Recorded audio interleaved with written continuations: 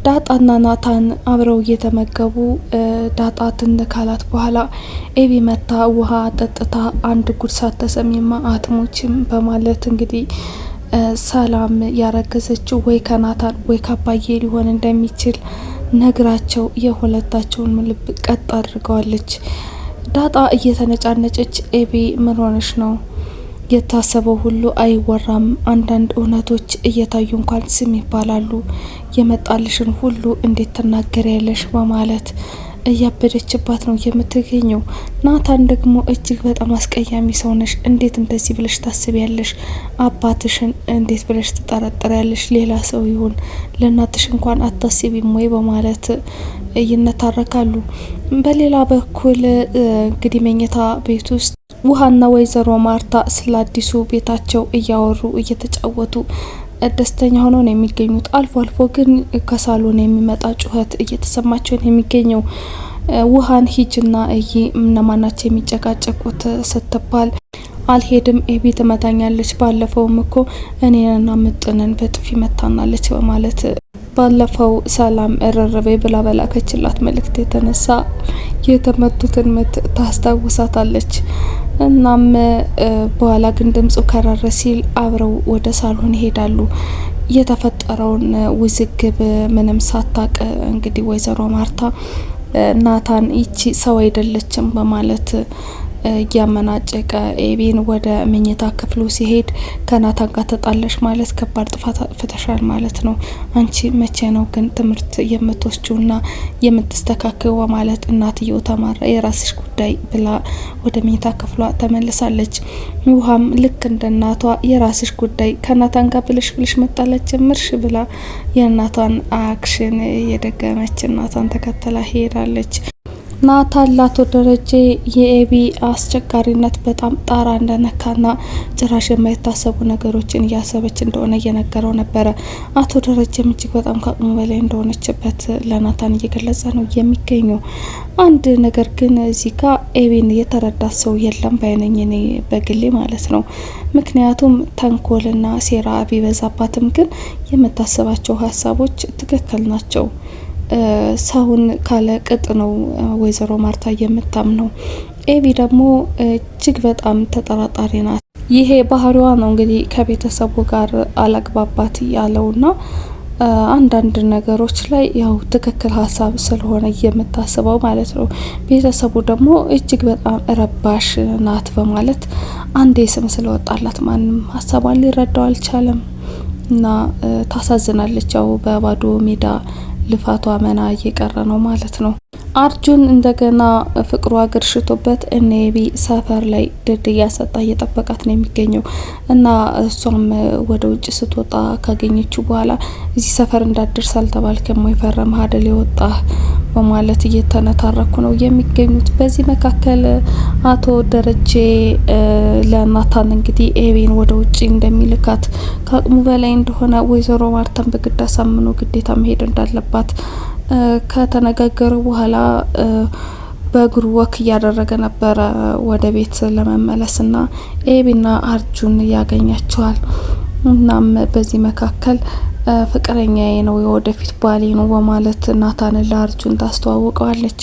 እሱ ደግሞ እህቴ ናት በማለት እንግዲህ ንትርክ ውስጥ ገብተዋል። ትደርስባት አልተባልክም ወይ ለምን እንደምታስቸግራት ሲለውም ናታን አርጁን በትግስት ሊያዋራው አልፈለገም። ናታን ማለት አንተ ነው ሆይ በማለት ያው ለጸብ እንደሚፈልገው ይነግረዋል። ከዚህ በኋላ ኤቢ ደግሞ በለው በማለት ናታን እጁን እንዲሰነዝር ስትገፋፋ ነበረ። በመጨረሻ ሊታገስ ቢሞክርም ስላልሆነለት ለመደብደብ ተገዷል ማለት ነው። አርጁን አንድ ቦክስ ቀምሶ ቁጭ ብሏል። እነሱም ተያይዘው ወደ ቤት ገብተዋልና አሁን እንደምትወደኝ አረጋገጥኩኝ ለኔ ስትል አርጁን ደበደብከው በማለት እያሞገሰችው ነው የምትገኘው እና አሁን በቃ እርግጠኛ ነኝ እንደምታፈቅረኝ በማለት ናታን ግን ጥሩ መልስ እየመለሰላት አይደለም። እኔ ሰው መደብደብ ትክክል ነው ብዬ አላምንም፣ በተረጋጋ መንፈስ ሊያዋራኝ ስላልፈለገ ነው እጄን የሰነዘርኩት በማለት አግባብ የሆነ ስራ እንዳልሰራ እየነገራት ነው የሚገኘው። ዳጣንም እያበሸቀቻት ነበር የምትገኘው። እንግዲህ ናታን አርጁ እንደበደበልኝ ይወደኛል ማለት ነው በማለት ሰላም ዳጣን እንግዲህ ከባለፈው ጨርሳ ያልሰማችውን ነገር አጣርታ ለመስማት እየጨቀጨቀቻት ነው የምትገኘው።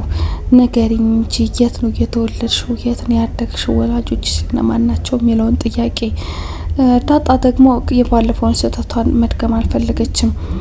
የተወለድኩት ድሬዳዋ ነው፣ አባቴ ደግሞ ሲሳይ ነው፣ አዲስ ነገር የለም፣ ያኔ እንደዚያ ያልኳችሁ አውቄ ነው፣ ተሳስቼ ነው በማለት ለማሰባበል እየሞከረች ነው የምትገኘው። ሰላም የተዋጠላት አትመስልም። እናም ይልቅ የልጅሽን አባት ብታስተዋውቂ መልካም ነው እና ኤቢ አንድ ነገር እያወራች ነው እና ከአቶ ደረጀ ነው ያረገዘችው የሚባል ወሬ አለ ስትላት ሰላም ደንገጥ እንኳን አላለችም። ወይ ከናታን ወይ ከደረጀ ነው ብላለች የሚለውን ወሬ ስትሰማ ፊቷ ላይ ምንም አይነት ለውጥ አልታየም። እንደውም ድንዝዝ ብላን የቀረችው። ዳጣ እንዴት አትደነግጭም ስትላት ኤቢ ይህንን ብታወራ እኮ አይገርመኝም እና ደግሞ ቢሆንስ ምን ችግር አለው? ምን ይመጣል? በማለት ሌላ ራስ ምታት የሆነ መልስ መልሳለች። ሰላም ሁሉ ነገር የደከማትና የሰለቻት ነው የምትመስለው። በአንድ በኩል የልጇ ናፍቆት፣ በአንድ በኩል ደግሞ ቤተሰቡ እያሳደረባት ያለውን የባልሽን አምጪ ጥያቄ መቋቋም ያቃታት ነው የሚመስለው። ብዙም እንደ በፊቱ ፊቷ ላይ መደናገጥም አይታይም፣ ፍራቻም አይታይም። ሁሉ ነገር ስልችት ብሏት የተወችው ነው የሚመስለው። ዳጣም ይህንን ስታስተውል ግራ እየተጋባች ትመስላለች። ግን ያው ከመሰላቸቷ ብዛት ይሆናል ብላም ነው የወሰደችው። ምጥንና ውሃ መንገድ ላይ እየተጓዙ ምጥንን ለመሸኘት ማለት ነው ውሃ የወጣችውና አርጁን መንገድ ላይ ያዩታል። ባለፈው ከዳጣ ጋር ስላሯሯጥ ነው አሁን ይመታናል በማለት እየፈሩና እየተንቀጠቀጡ ነበረ። ምጥን እንሩጥ ብላለች። ውሃ ግን እኛ እኮ ዳጣን ተከትለን ነው እንጂ እኛ በዛ ላይ አልመታነውም። ከዚህ በፊት ደግሞ እንላላከው ነበር፣ እሱም ይጋብዘን ነበረ፣ ስለዚህ አይመታንም በማለት ታረጋጋታለች። እሱም አይኑን አፍጥጦ ወደ እነሱ ከሄደ በኋላ እነሱ ተቻኩለው ባለፈው ላሯሯጥንህ እጅግ በጣም ይቅርታ አርጁን፣ ዳጣ ነች አንተ እንድናሯሯጥ ያደረገችን በማለት ይቅርታ ይጠይቁታል። እሱም አሁን ወደ እናንተ ቤት ነው የሚሄደው እናንተ ምንም አላደርጋቸውም በማለት እንግዲህ እሳት ለብሶ እሳት ጎርሶ ወደ እነ ኤቢ ቤት እያመራ ነው የሚገኘው። ከቆይታዎች በኋላ በራቸው ተንኳኩቷል። ናታን በሩን ሲከፍት ያየው ነገር በድንጋጤ አድርጎ አስቀርቶታል። ምን ይሆን የሚለውን በቀጣዩ ክፍል አብረን የምናየው። አብራችሁኝ ስለቆያችሁ እጅግ አድርጌ አመሰግናለሁ። ሰላም ቆዩልኝ።